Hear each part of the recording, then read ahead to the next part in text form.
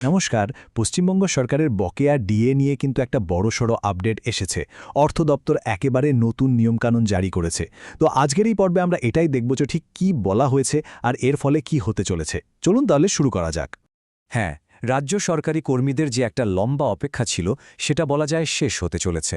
কারণটা হলো অর্থ দপ্তর ফাইনালি বকেয়া মহার্ঘ ভাতা মেটানোর জন্য নতুন নিয়ম আর একটা স্ট্যান্ডার্ড অপারেটিং প্রসিজিওর, যেটাকে আমরা এসওপি বলি, সেটা প্রকাশ করেছে। কিন্তু আসল প্রশ্নটা তো অন্য জায়গায়। এই যে টাকাটা, এটা কর্মীদের কাছে পৌঁছাবে কিভাবে? ক্যাশ হাতে দেওয়া হবে, নাকি অন্য কোনো রাস্তা আছে? চলুন এই নতুন পদ্ধতিতে ঠিক কী বলা আছে সেটা এবার একটু ভেঙে দেখা যাক। তো সবথেকে প্রথমে যে প্রশ্নটা মাথায় আসে সেটা হলো, এই বকেয়ার টাকাটা আসলে যাবে কোথায়?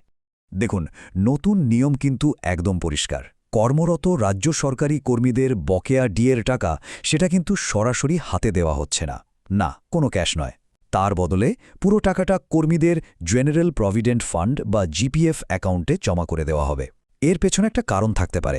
সম্ভবত সরকারের নগদ টাকার প্রবাহ কন্ট্রোলে রাখতে এটা সাহায্য করবে, আর কর্মীদের জন্য একটা লম্বা সময়ের সঞ্চয় হবে। এখন অনেকেই হয়তো ভাবছেন, এই জিপিএফ অ্যাকাউন্টটা আবার কি জিনিস? খুব সহজ করে বললে, জিপিএফ বা জেনারেল প্রভিডেন্ট ফান্ড হল সরকারি কর্মীদের জন্য একটা সেভিংস অ্যাকাউন্টের মতো।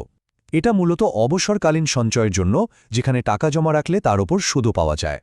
তবে একটা কথা আছে, এই নিয়মটা কিন্তু সবার জন্য সেম টু সেম নয়। কয়েকটা এক্সেপশন বা ব্যতিক্রমও রাখা হয়েছে। চলুন তো দেখি কাদের জন্য এই নিয়মটা একটু আলাদা। হ্যাঁ, নিয়মটা আলাদা করা হয়েছে গ্রুপ ডি কর্মী আর যারা রিটায়ার করে গেছেন, মানে পেনশন পাচ্ছেন, তাদের জন্য। গাইডলাইনে একদম স্পষ্ট করে বলা আছে যে এদের টাকা জিপিএফে যাবে না, বকেয়া টাকাটা সোজা তাদের ব্যাঙ্ক অ্যাকাউন্টে ট্রান্সফার করে দেওয়া হবে।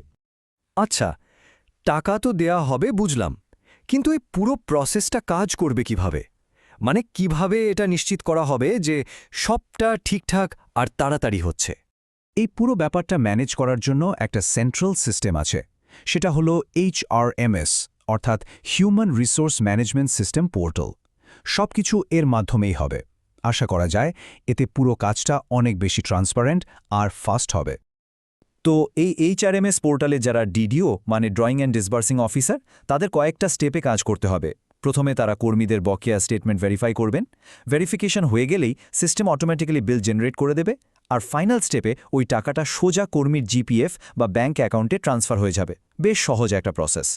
তাহলে চলুন কর্মীদের জন্য যে জরুরি তথ্যগুলো আমরা এতক্ষণ আলোচনা করলাম সেগুলো একবার কুইক রিভিশন করে নিই। তো মূল কথাটা হলো, বেশিরভাগ কর্মীর বকেয়া ডিএ জমা হচ্ছে তাদের জিপিএফ অ্যাকাউন্টে, আর অন্যদিকে গ্রুপ ডি স্টাফ এবং যারা রিটায়ার করেছেন তাদের টাকাটা সরাসরি ব্যাঙ্ক অ্যাকাউন্টে চলে যাবে। একদম সিম্পল। আর হ্যাঁ, এই যে পুরো তথ্যটা, এটা কিন্তু কোনো বানানো কথা নয়। এটা অর্থ দপ্তরের 16ই মার্চ 2024-এর যে অফিসিয়াল মেমোরেন্ডাম, যার নম্বর হল 1029FE-Gov, সেটার ওপর ভিত্তি করেই বলা। মানে এটা একটা সরকারি নির্দেশ। তো সবটা তো জানা গেল, কিন্তু শেষ পর্যন্ত প্রশ্নটা কিন্তু একটাই থেকে যাচ্ছে। এই যে নতুন অটোমেটেড সিস্টেমটা আনা হলো HRMS-এর মাধ্যমে, এটা কি সত্যি সত্যি বকেয়া মেটানোর কাজটাকে আরও ফাস্ট আর স্মুথ করতে পারবে? এর উত্তরটা বোধহয় সময়ই বলতে পারবে।